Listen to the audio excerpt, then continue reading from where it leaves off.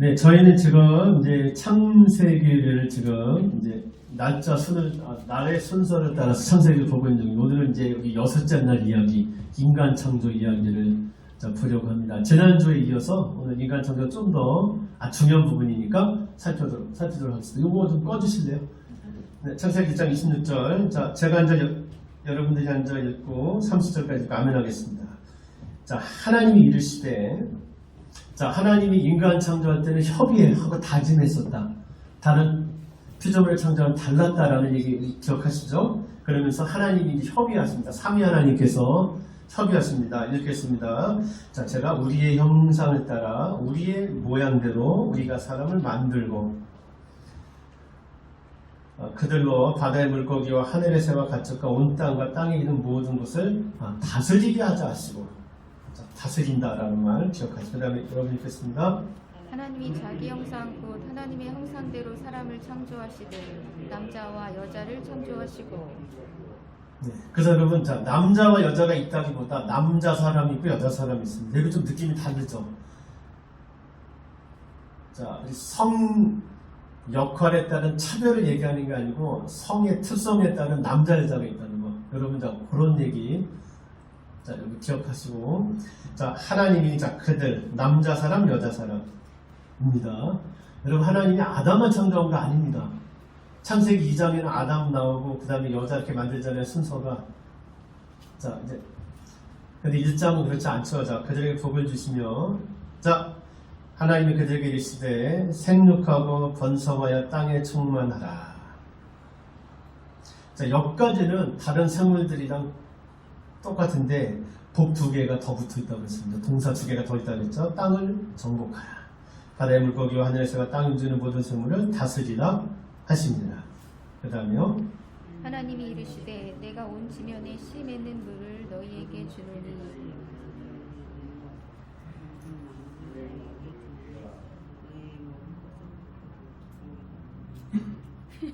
주여, 자, 오늘, 자, 마지막 날입니다. 자, 30절.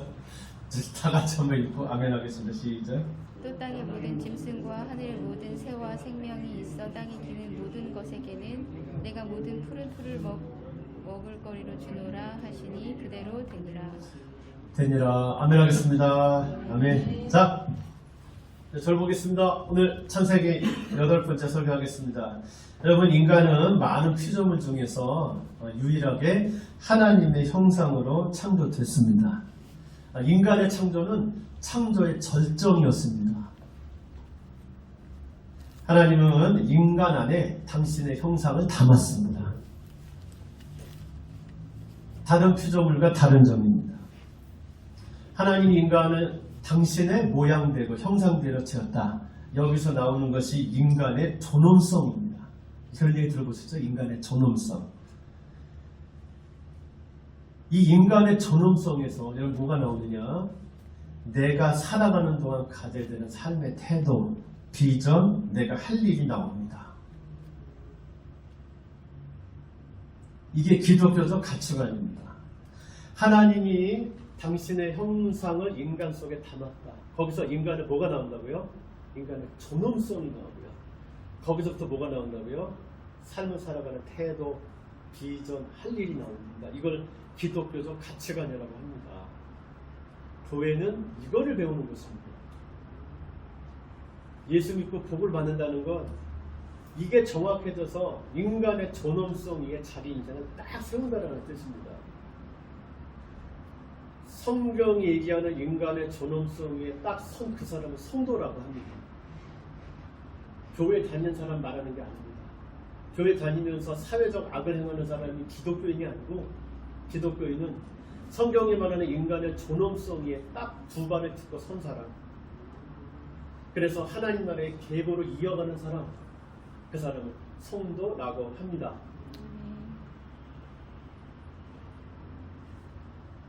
자, 이만큼 여러분 인간의 성경에 기초한 인간의 존엄성은 중요합니다. 그래서 오늘 제가 한 번 더 1장 26절에 한 번 더 하려고 하는 겁니다.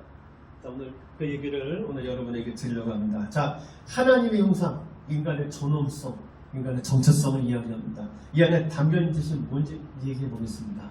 여러분, 하나님의 형상을 닮았다라는 말은 하나님이 우리처럼 이렇게 생겼다는 뜻이 아니에요. 눈 2개, 코 있고 뭐 우리처럼 뭐 감정 높이 그렇다는 뜻이라기보다 이런 뜻입니다. 첫째, 하나님과 교제할 수 있는 유일한 대상이다. 입니다. 교제는 여러분 혼자 하는 게 아니죠. 교제는 둘 이상이 하는 거잖아요. 근데 여러분 보세요. 자, 제가 누구랑 교제하려면 뭐가 같아야 되느냐? 인격적 구조가 같아야 합니다. 제가 여러분, 자 보세요. 제가 강대상하고 오늘부터 교제를 시작한다고 할게요. 여러분, 제가 어떻게 느껴지세요? 나 오늘부터 강대상이랑 교제할 거예요. 쟤 완전 내 스타일이야. 그죠? 신도사물이 웃잖아요. 나 병원에 넣을 겁니다. 우리 남편이 이상하다. 제가 이 강대상을 잘 보살필 수는 있을 겁니다. 그렇죠? 보살피고 막 여기다 기름도 바르고 그래갖고 이제 애지중지할 수 있는데 제가 얘랑 교제를 할 수는 없어요. 요새 여러분 반려동물 시대입니다. 여러분 반려동물을 끔찍히 사랑했었죠. 옛날에는 그냥 뭐 애완견 그런 말을 쓰다가 지금은 이제 반려동물로까지 우리 동물의 위치가 높아졌어요. 옛날에 우리 어린 시절에 개는 식용이었지 거의 식용이었습니다. 그냥 여름용을 위한 거지 아주 급히 일부만 이제 애완이었다가 점점 지금 이제 반려 시대가 됐습니다. 인생의 동반자까지 위치가 높아졌습니다.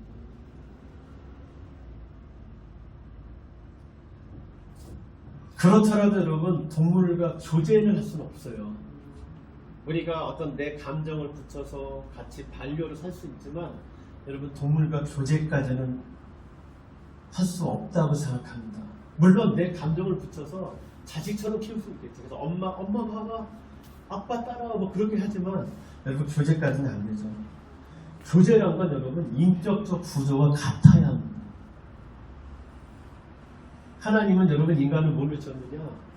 자기와 교제를 나눌 수 있는 구조를 가진 존재를 지었습니다. 만물도 여러분 하나님의 신성을 반영하기는 해요.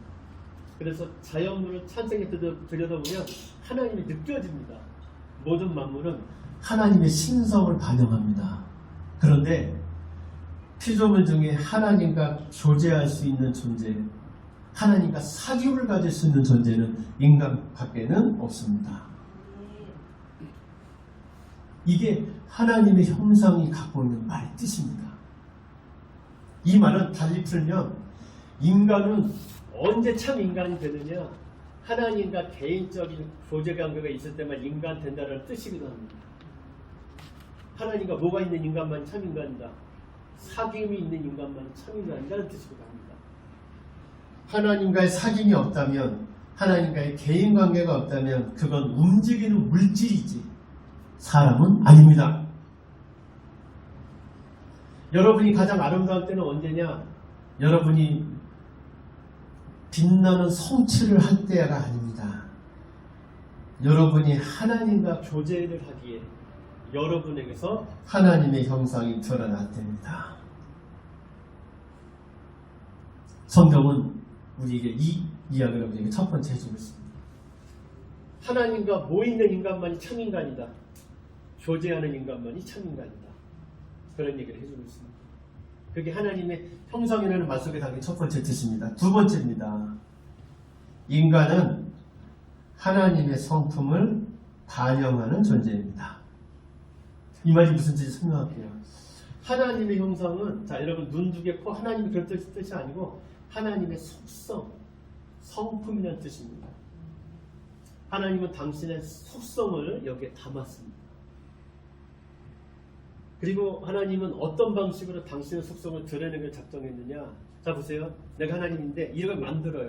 그리고 자 내가 짜잔 드러나는 게 아니고 자 내가 이걸 만들어요. 여기에 당신의 형상을 담아요. 그래서 이걸 통해서 누가 드러나게? 하나님의 형상이 드러나게 하셨습니다. 이게 하나님의 창조입니다. 그래서 여러분 하나님을 보여달라고 그러면 하나님은 자꾸 뭘 보여주실까요? 당신이 직접 안 보여주세요. 내가 창조한 피조물을 봐라. 특히 누굴 봐라? 인간을 봐라. 어떤 인간을? 하나님과 교제하는 인간을 봐라. 이게 기독교입니다. 하나님을 보여달라고 하지 마시고 하나님의 뜻대로 살아 그 사람을 보세요. 그 사람의 대표가 바로 예수 그리스도였습니다. 하나님은 당신의 속성과 성품을 인간을 통해 그대로 나타내기를 바라셨습니다. 여러분, 우리는 혼자 살 수 없죠. 그래서 여러분, 우리가 이 땅의 행동을 하려면 뭐냐? 하나님이 나를 통해 당신의 속성을 담은 나를 통해 당신을 드러내려고 하셨기 때문에 우리가 하려면 뭐냐? 하나님과 교제하는 거예요. 그러면 내 안에 있는 하나님의 형상이 어떻게 될까요? 회복되겠죠. 우리가 이 땅의 행동을 하려면 뭐냐? 다른 사람 만날 때 다른 사람 안에서 하나님의 형상을 보는 거예요. 아시겠어요? 그리고 그 사람도 내 안에서 하나님의 형상을 보는 거예요. 그렇게 상대 안에 있는 하나님의 형상을 알아보는 거. 어떨 때 상대방이 그걸 모를 수도 있어요. 그 사람이 나를 통해 하나님의 형상을 알아보게 하는 거. 그렇게 함으로써 하나님을 경험하는 거. 하나님을 경험해서 70년 또는 100년에 불과한 인생이 영원과 이어지도록 하는 인생이 되게 하는 것. 그것이 우리가 지금 이 땅에 존재하는 이유입니다. 우리 인생의 과제는 뭐냐? 살면서 여러분 상대방 안에 있는 뭐를 보는 거예요? 하나님의 형상을 보는 거예요. 그것으로 비춰내는 거예요. 그래서 내가 상대 안에 계신 하나님께 고개 숙이는 거, 절하는 거. 그걸 예배라고 합니다. 정말 힘들죠. 진상들 많거든요. 그런데 그 진상들 안에 있는 하나님의 형상을 보는 거. 그 진상인 내 안에 하나님의 형상이 있는 걸 바라보는 거. 이게 하나님의 형상으로 인간이 만들었다는 말의 뜻입니다. 인간은 하나님의 형상을 바라봄으로써 온전한 기쁨과 행복을 얻도록 지어졌습니다. 이게 바로 하나님의 형상이라는 말의 뜻이에요. 여러분, 세 번째. 자, 하나님이 이렇게 당신의 형상을 담은 존재를 만들고 하나님이 뭘 담았습니까? 하나님과 교제할 수 있는 속성을 담았고 하나님의 성품을 담았고 이 존재에게 하나님이 두 가지 권한을 줬습니다. 동사 두 개인데 지난주에 한번 했죠. 자, 다른 동물과 다른 두 가지. 뭐 해라? 정복해라. 다스려라. 이 두 가지를 줬어요. 인간은 하나님이 가지고 계신 권한의 대행자입니다. 하나님이 인간에게 권한을 위임했습니다. 그 두 가지 권한이 뭘까요? 첫째, 소유권입니다. 모든 것이 하나님의 것입니다. 내 것은 없습니다. 궁극적인 의미에서 내 것은 없습니다. 이 땅에 있는 동안 물론 내 것이 있어야 되는데 궁극적인 의미에서 내 것은 없어요. 내가 있는 모든 건 하나님 건데 나는 그것의 관리자예요. 하나님은 내게 하나님의 권한 중에 하나인 소유권을 주셨습니다. 두 번째, 통치권의 대행자입니다. 우리는 하나님께서 주신 모든 것을 사랑과 공의로 다스려야 합니다. 사랑, 공의는 여러분 두 개가 어때 보이세요? 두 개 같은가요? 모습이 전혀 달라요. 그런데 하나님은 우리에게 뭐와 뭐를 가지고? 사랑과 공의 두 가지를 가지고 만물을 다스리는 권세를 우리에게 주셨습니다. 이걸 하신 분이 누굴까요? 예수 그리스도세요. 그분은 하나님의 공의도 성취했고 그분의 사랑도 성취했습니다. 어떤 방식으로? 자기가 이기적인 자아를 죽이는 방식으로 하나님의 통치권을 행사하셨어요. 그리고 만왕의 왕이 되셨습니다. 그런 방식. 하나님의 형상은 우리가 하나님의 어떤 권한이요? 소유권과 또 하나 뭐요? 얘기했을 때 하나님의 통치권. 이 두 가지 권한을 줬다는 걸 우리에게 얘기해 주고 있습니다.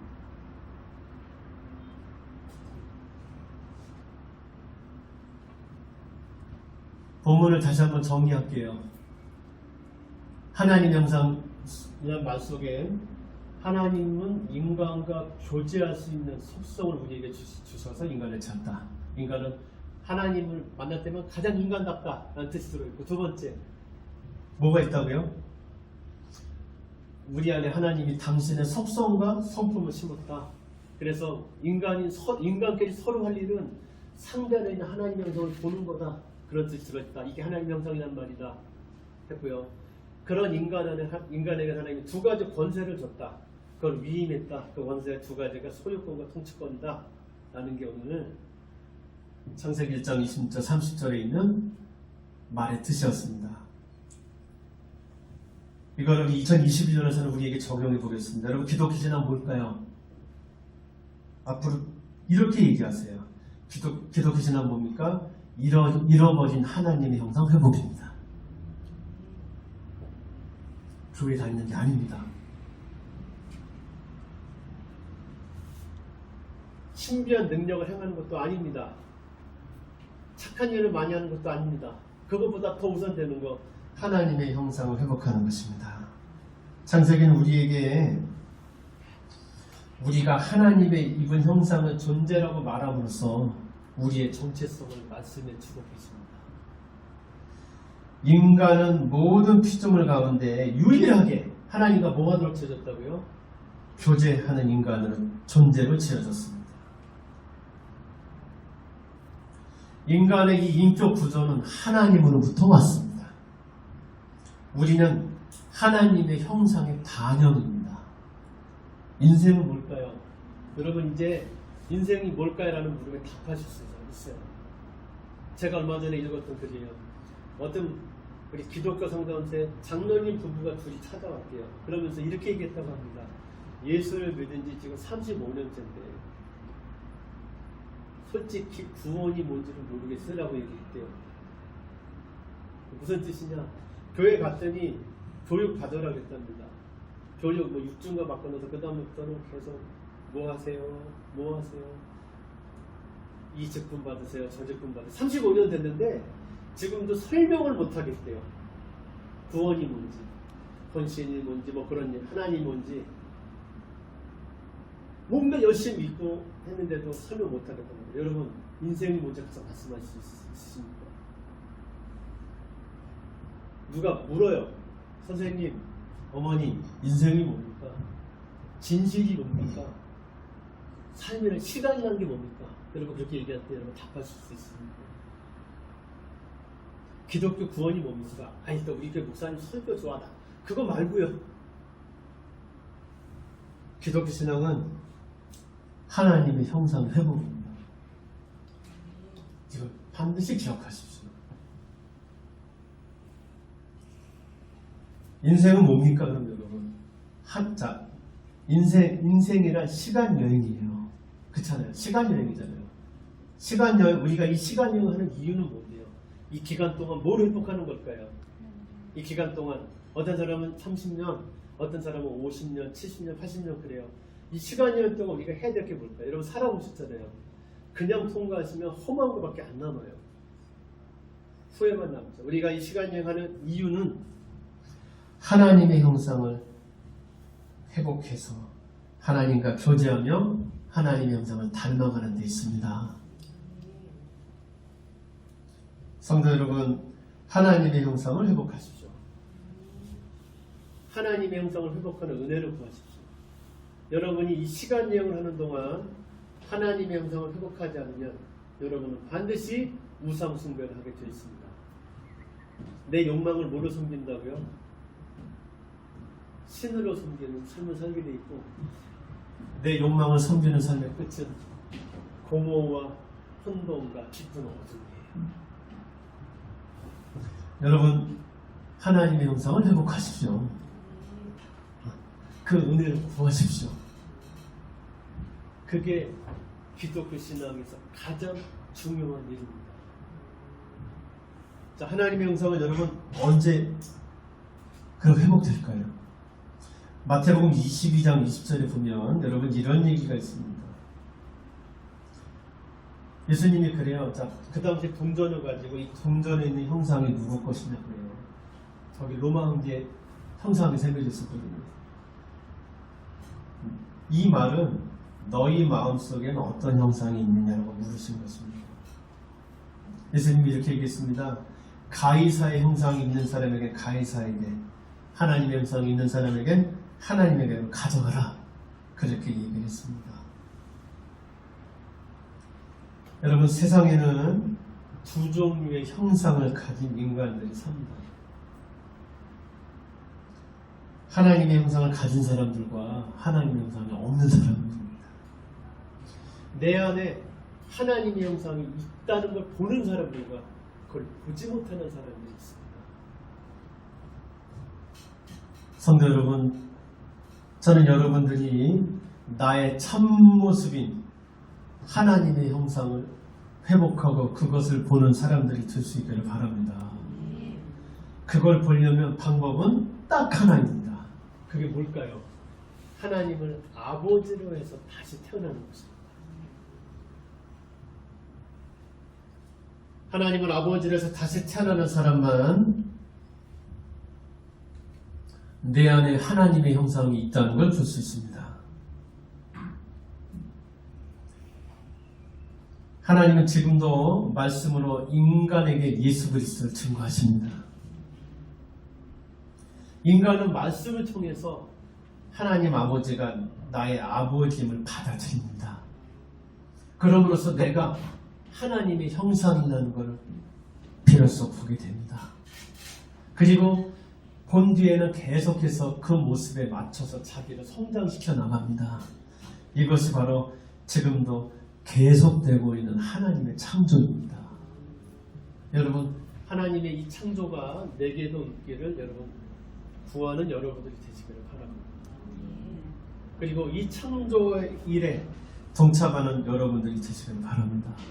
기독교는 누구냐? 바로 이 과정을 통해서 하나님이 말씀으로 예수 그리스도를 증거하시고 우리는 말씀으로 오신 예수 그리스도를 통해서 내가 하나님의 형상임을 회복하는 것, 이 과정으로 난 사람들만이 오직 하나님께로부터 난 사람들, 성도라고 하는 것입니다. 하나님의 형상을 회복하는 은혜를 여러분 구하시길 바랍니다. 그러면 여러분, 우리가 왜 하나님의 형상을 회복해야 할까요? 왜 우리가 하나님 형상을 왜 회복해야 될까요? 여러분, 그런 얘기 들어보셨어요? 인생이 끝나잖아요. 여러분, 인생이 끝나면 뭐가 남을까요? 여러분, 인생 끝났을 때 여러분 뭐가 남을 것 같으세요? 재산이 남을까요? 뭐 명성이 남을까요? 호스피스를 하면서 죽음을 앞둔 사람들을 이렇게 관리하고 돕는 분들 호스피스라고 하잖아요. 그런 분들이 주로 쓴 책을 보면 인간이 삶을 마감할 때 가장 큰 후회는 사랑하지 못했던 것이라고 합니다. 우리 한국 사람들은 그게 제일 많대요. 사랑한다는 말 한 번도 못했어요. 아빠한테, 엄마한테, 자녀들한테 그 말을 못했어요. 그게 굉장히 많대요. 인류가 여러분 살면서 발견해낸 것이 뭐냐? 사랑만이 영원하다는 거예요. 사랑만이 죽음을 이겨요. 좋은 문학작품, 좋은 예술이 여러분 결론이 뭔지 아세요? 사랑만이 영원하다. 사랑은 결코 죽지 않는다. 인 거예요. 여러분들도 앞으로 인생 살아가시면서 많은 일을 하고 많은 사람 만나고 하겠지만 여러분들이 배우실 건 딱 하나입니다. 사랑만이 영원합니다. 자, 우리가 하나님의 형상을 회복해야 하는 이유, 하나님의 형상을 회복해야만 우리는 사랑할 수 있기 때문입니다. 내 삶이 길어야 요새는 90 되겠네요. 90년 정도 살아가는 내 삶이 90년 여러분 보시면 별거 없잖아요. 그런 내 삶이 의미가 있어지고 위대한 순간이 될 때는 내가 사랑으로 머물면서 사랑으로 존재할 때입니다. 내가 여러분 진정 가득 차오르는 어떤 행복으로 채워질 때는 언제냐? 내가 원하는 것을 많이 가질 때가 아니에요. 내가 그 자리에서 사랑을 하고 있을 때입니다. 이게 여러분 인류 역사에서 행복을 가졌던 사람들의 공통적인 이야기입니다. 덜 가지려고 내가 그것도 물론 해야 되는데 그것보다 사랑을 해라. 베푸는 삶을 살아라. 그게 진짜 행복이다. 여러분 그게 인류가 몇천 년 살면서 남긴 가장 중요한 교훈이고 유산이에요. 우리가 하나님의 형성을 회복해야 하는 이유, 하나님의 형성을 회복할 때만 우리는 사랑할 수 있기 때문입니다. 사랑은 여러분 뭐냐? 하나님이 우리에게 주신 두 가지 권한을 행사하는 거예요. 그게 뭐라고 그랬을까요? 두 가지 권한이 뭘까요? 소유권, 통치권. 사랑은 이 두 가지의 실천이에요. 건강한 소유권과 통치권의 실천입니다. 이게 무슨 뜻인지 지금 다 말했었죠. 이거 기억하세요. 사랑은 상대를 온전히 소유하는 거고 상대를 온전히 다스리는 거예요. 그 시작이 뭐냐? 하나님 형상의 회복이에요. 내가 내 안에서 하나님의 형성을 볼 수 없다면 상대 안에 있는 하나님의 형성도 볼 수 없습니다. 하나님의 형상만이 하나님의 형상을 드러내고 알아보기 때문입니다. 기독교적 사랑은 뭐냐? 내 안에 계신 하나님이 상대 안에 계신 하나님을 알아보는 거예요. 윤리도덕적인 사랑을 말씀드릴게요. 좀 더 많이 가지고 좀 더 선하고 좀 더 깨끗한 내가 나보다 못한 것들을 돕는 거죠. 그런 거 사랑이라고 얘기할 수 있죠. 기독교적 사랑이 뭔지를 말씀드립니다. 내 안에 계신 하나님, 상대 안에 계신 하나님을 보고 알아보는 것, 그리고 섬기는 거예요. 그게 기독교의 사랑입니다. 그러려니까 여러분 먼저 뭘 해야 될까요? 내 안에 하나님의 형성이 회복되어야 합니다. 내가 내 안에 계신 하나님의 형성을 볼 수 있어야 상대 안에 있는 하나님의 형성을 보여요. 내 안에서 하나님의 형상을 보지 못할 때 우리는 다른 사람에게서 하나님의 형상을 찾아보지 못합니다. 사랑은 없습니다. 그래서 여러분 성경에서 그런 얘기 있는 거예요. 내 몸을 사랑같이 남을 사랑. 내 몸을 사랑 안 하는 사람이 남한테 함부로 하는 거예요. 여러분 그렇게 아시면 돼요. 내가 남에게 함부로 할 때는 내가 나를 함부로 하고 있구나 아시면 돼요. 원리가 그래요. 기독교적 사람은 내 안에 계신 하나님이 상대 안에 계신 하나님을 알아보는 거고, 내 안에 있는 하나님의 형성을 보고 상대 안에 있는 하나님의 형성을 보는 것입니다. 여러분 이 세상에 사랑이 없는 거 의지 부족이나 도덕성 부족 문제가 아닙니다. 우리 그런 얘기 많이 들어왔죠. 사랑해야 된다, 용서해야 된다. 여러분 그거는 의지로 되는 일이 아니에요. 여러분 해보셨잖아요. 그게 의지로 되는 거예요. 이 세상에 사랑이 없는 건 근본적인 문제, 하나님의 형상 상실이 있기 때문입니다.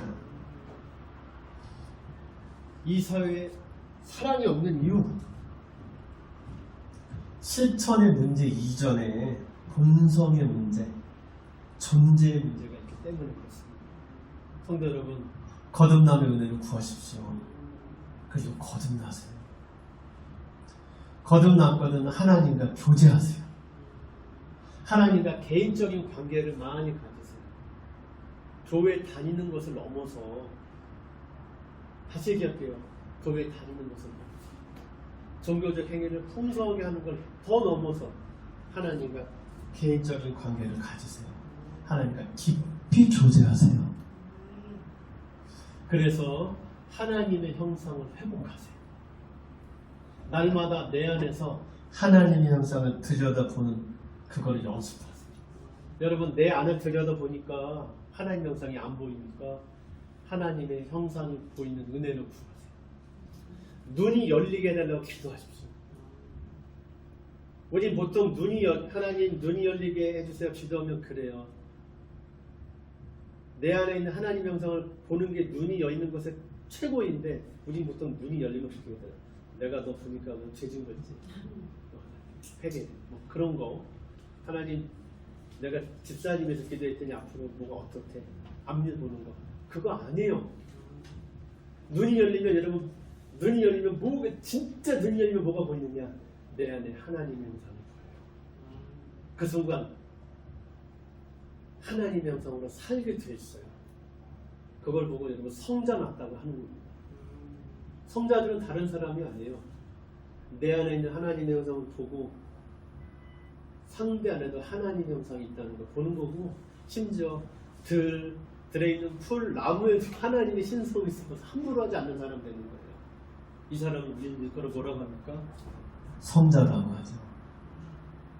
성자는 다른 사람이 아니고 하나님의 은혜를 받아서 그분과 계속 교제하기에 내 안에 있는 하나님의 형상을 보고 하나님 주신 두 가지 권한, 소유권과 통치권을 올바로 행사하는 사람, 간단히 얘기할게요. 사랑하는 사람, 그 사람이 바로 성자인 것입니다. 그래서 여러분 기독교 신앙의 목표는 뭐냐? 천국 가는 사람 만드는 게 아니고 성자 만드는 거예요.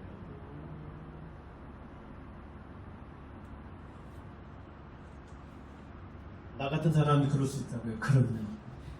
그 일을 하려고 이 땅에 예수님이 오셨고 하나님이 이 땅에 성령을 보내셨습니다. 계속 그 일에 도전하는 거, 그것이 바로 우리가 한 일인 것입니다. 유대교 전승의 이야기에 이런 이야기가 있습니다. 하나님이 인류를 창조하실 때 정의와 진리와 사랑에게 이렇게 얘기하셨대요. 자, 보세요. 정의, 진리, 사랑에게 이렇게 얘기했대요. 내가 사랑을 창조하겠다. 그랬더니 정의가 그랬대요. 하나님, 그리 하지 마세요. 아마 사랑을 만드시면 당신의 율법이 짓밟을 겁니다. 진리가 말했대요.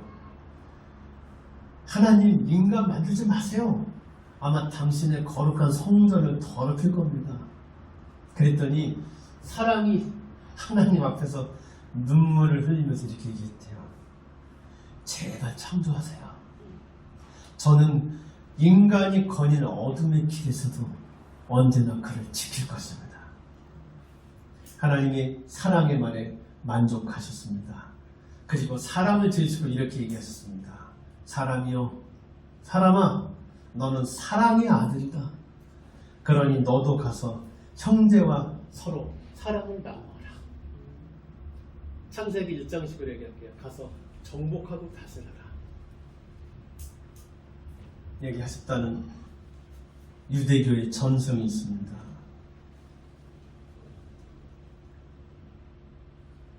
기독교는 어떤 사람입니까? 교회 다니는 사람 이상입니다. 기독교는 어떤 사람입니까? 일주일에 정기적으로 예배를 드리고 뭐를 하고 그것 이상입니다. 기독교는 어떤 사람입니까? 하나님의 형상을 인간의 역사 속에, 인간의 시간 속에 계승하는 사람들입니다.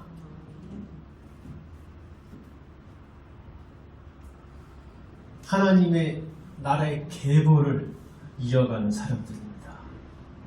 인간의 역사가 끝날 때 여러분 우리 기독교에서 그걸 뭐라고 하죠? 재림이라고 합니다. 여러분 보세요. 자, 하나님이 창조할 때 인간의 하나님의 형상을 비추었고 중간에 인간이 하나님의 형상을 잃었고 하나님이 그걸 예수를 통해서 다시 찾아주셨잖아요. 그러니까 지금 계속 시간이 가요. 여러분 재림인지 역사, 이 인간의 시간이 끝날 때 하나님이 인간의 재림 때 여러분 뭐를 찾으실까요? 하나님의 형상. 여러분의 인생이 시작했잖아요. 여러분 인생 끝날 때가 옵니다. 그때 여러분 이때 가면 하나님한테 딱 설 거예요. 그때 하나님 저 왔어요. 그때 하나님이 당신을 위해서 뭘 찾으실까요? 하나님 내 형상 있니? 찾으실 거예요. 얼마나 이 땅에 있는 동안 잘 나갔는지 뭘 많이 했는지 그거보다 내 형상 내가 너에게 줬던 그 형상을 가지고 하나님은 그것을 찾으실 것입니다. 하나님은 재림 때 당신의 형상 있는 사람들을 찾으실 것입니다. 하나님은 지금도 이 형상을 회복한 사람들을 찾으세요. 왜요? 이 형상을 회복한 사람들은 상대 안에서도 하나님의 형상을 볼 것이기 때문입니다. 내 안에 있는 하나님의 형상이 상대 안에 있는 하나님의 형상을 보고 엎드리는 것, 그걸 예배라고. 하나님은 지금도 예배자들을 찾고 계십니다. 성도 여러분, 저는 묻겠습니다. 당신에겐 하나님의 형상이 회복되었습니까? 당신은 생명으로 살다가 영혼과 이어질 것입니까? 아니면 혼돈과 공허 깊은 어둠 속에 살다가 죽음으로 끝날 것입니까? 이 질문 앞에 한 번쯤 서보는 여러분들이 되시길 바랍니다. 저는 여러분이 지금도 창조를 행하시는 하나님을 만나서 하나님 형상을 회복하게 되시기를 축복합니다. 내 안에서 하나님 형상을 발견하고, 아, 나 하나님을 찾는구나, 하나님의 형상이구나, 그걸 알고 그걸 보기에 진성을 떨고 나를 힘들게 하는 사람에게서도 하나님의 형상을 볼 수 있기를 바랍니다. 그때 그걸 볼 수 있을 때 당신은 움직이는 사람이 될 것입니다. 당신이 그렇게 행할 때 사람들은 당신을 통해 그토록 보려고 해도 보지 못했던 하나님을 보게 될 것입니다. 당신이 그렇게 살아갈 때 당신은 그야말로 움직이는 교회가 될 것입니다. 저는 여러분들이 지금도 창조를 행하시는 하나님 만나 하나님의 형상을 회복하게 되기를 간절히 축복합니다. 기도하겠습니다. 하나님, 저는 누구입니까? 하나님의 모습입니다. 하나님의 형상입니다. 저는 하나님의 형상을 닮은 존재로 지어졌습니다. 성령 하나님, 저희들을 거듭나게 하시옵소서. 그래서 내가 하나님의 모양이라는 닮은 꼴이라는 이 진리가 믿어지게 하시옵소서. 그래서 이 땅에 있는 동안 사랑으로 머물며 사랑을 행하는 존재로 살게 해 주시옵소서. 우리를 구원하신 예수 그리스도의 이름으로 기도합니다. 아멘.